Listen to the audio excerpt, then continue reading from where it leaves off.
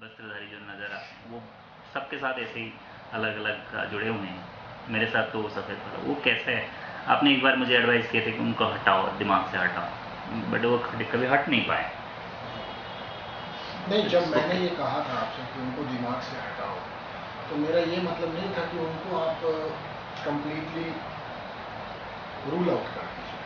Rule out नहीं करना। दिमाग से हटाओ मतलब उस समय आप बहुत सारी चीज़ों को लिंक कर रहे हैं कि मेरे साथ कुछ ऐसा तो नहीं जुड़ा हुआ है, मेरे कोई पूर्व जन्म की प्रॉब्लम तो नहीं है, कोई ये लोग कुछ इंडिकेट करने तो नहीं आते हैं, ये फिगर्स हमें कुछ रास्ता तो नहीं दिखाते। बहुत सारी चीज़ें बहुत कंफ्यूज स्टेट होता है। उस समय सबसे बड़ी जो बात थी वो ये जानने की थी कि मेरे को जो कुछ भी दिख रहा है उसको इग्नोर करते हुए पहले मुझे जो करना है पहले मैं वो करूँ।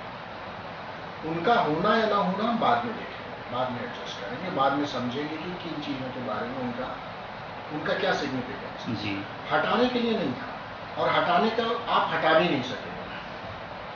किसी भी तरीके का स्वप्नों में जो लोगों को बचपन से दिखाई देते हैं उसके पीछे रहस्य ये है कि हम अपनी आध्यात्मिक जो हमारी यात्रा है उस आध्यात्मिक यात्रा को हम इस जन्म में ही शुरू कर रहे हैं, ऐसा नहीं। ये यात्रा चल रही है, ठीक है।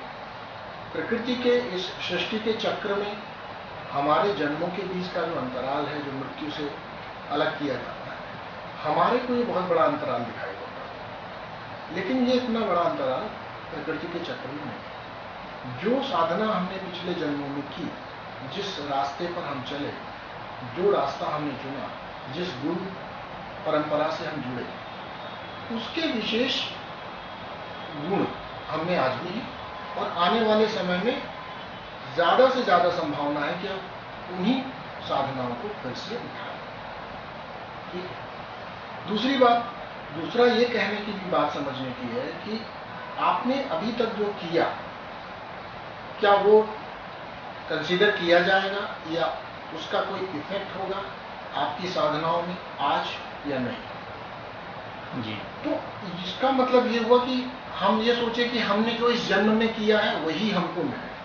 अगर इस तरह से देखा जाए, इस दृष्टि से देखा जाए, तो कभी भी इस चीज का कोई भी एक्सप्लेनेशन नहीं मिलेगा कि कुछ बच्चे, कुछ व्यक्तित्व, कुछ एनलाइटेंड गुरु अपने जीवन के पहले ही 10 वर्षों में, 8 वर्षों में क्यों एनलाइटेंड, उनके अंदर क्या खास था। अगर उनके डीएनए की बात करें तो उनके परिवार के ही हिस्ट्री में बहुत सारे लोगों को एनलाइटेंड हो जाता है, इसका मतलब उनके डीएनए में कुछ खास है। हाँ जी। कुछ there is something else which is within them, which is making that extraordinary event happen, right. That extraordinary event is nothing but continuation of life, continuation of sadhana. जैसे फल पक गया, ठीक है, फल पक गया है और किसी भी वक्त अब वो नीचे जमीन पे आ सकता है, गिर सकता है, और वो गिरना अगर पिछले जन्म में संभव नहीं हुआ तो इस जन्म के कुछ ही वर्षों में आप देखते हैं कि वो व्यक्ति पके हुए फल की भांति जमीन पे आ जाए, यानी उसका आप संबंध इस संसार से छूट गया। यानी वृक्ष फल के पकने पर ही वृक्ष को छोड़ता है। इसी तरह से जब व्यक्ति एनलाइटेंड हो जाता है तभी संसार से मुक्त होता है। संसार से मुक्ति मतलब संसार रूपी वृक्ष से एक पका हुआ फल ही अलग हो सकता है, और पकने की ही प्रक्रिया चल रही, किसी भी विधा से चल रही, किसी भी धारा से चल रही, किसी भी गुरु परंपरा से चल रही। तो जो हम स्वप्न में देखते हैं और बचपन से जिन स्वप्नों को हम नहीं समझ पा रहे होते हैं, कुछ विशेष आकृतियाँ, कुछ विशेष आपको फिगर्स दिखाई पड़ते होंगे, कुछ विशेष व्यक्ति दिखाई पड़ते होंगे, चाहे उनके चेहरे आपको भले ही उतने साफ ना नजर आए।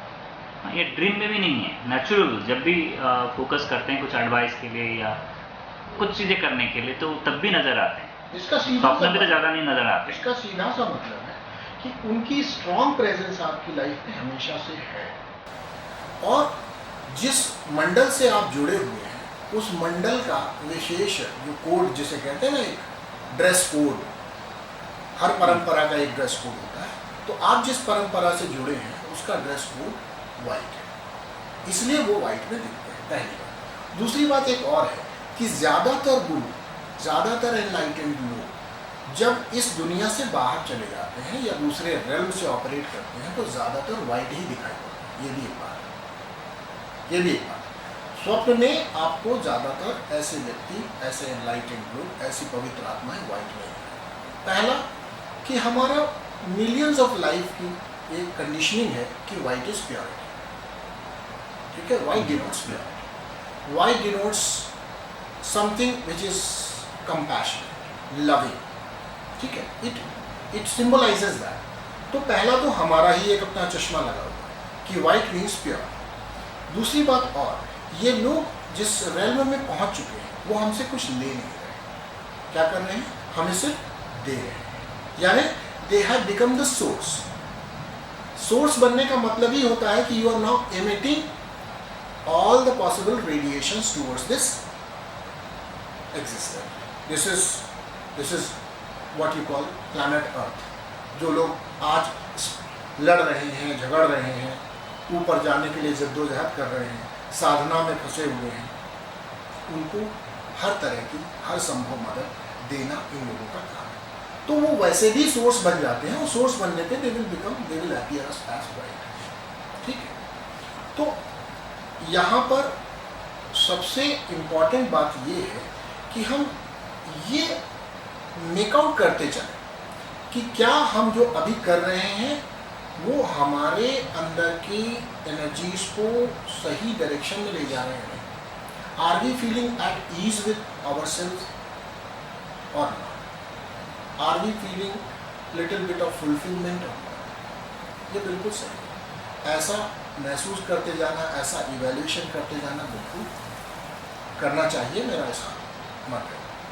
क्योंकि ऐसा भी होता है कि ढूंढने की जब प्रक्रिया हो तो जब किसी चीज़ कोई आपकी वस्तु खो जाए तो आप वहाँ भी देखते हो जहाँ नहीं देखनी चाहिए, या जहाँ कोई उम्मीद भी ना हो मिलने की, वहाँ भी ढूंढते हो, है ना। घरों में होता है ना कि आपकी कोई वस्तु खो गई तो पता चला यहाँ भी देख लो, उधर भी देख लो, इस कोने में भी देख लो, उस खूंटी पर भी देख लो। ये इसलिए होता है क्योंकि आपके अंदर खोजने की चाह है। तो जब आप उस चाह को लेके पैदा हुए और जब इस दुनिया में आए तो आपके इसी दिमाग में,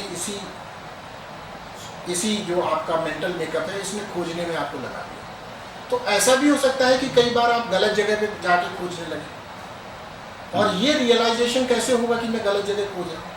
साधना मिलेगी, क्योंकि आपको तो अनुभव नहीं है, आप साधक हैं, आप सिद्ध तो हैं नहीं कि आप ये जान सके कि ये मेरा रास्ता है। जी जी।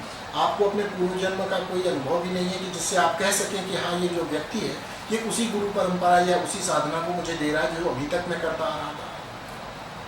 तो हमारा कर्तव्य है कि हम डेडिकेटेड होकर उसको एक्सेप्ट करें, और जैसा कहा गया कि कम से कम 90 दिनों तक 100% दें किसी भी टेक्निक को भी, किसी भी विधा को भी, और उन 90 दिनों में आने वाले परिवर्तनों को हम सुपरफिशियल नहीं, सतही तौर के परिवर्तन नहीं कि मैं ऐसा महसूस कर रहा हूँ, मेरे को ये अच्छा दिखने लगा है, मुझे बड़ी पीस मिलती है, ऑल दैट।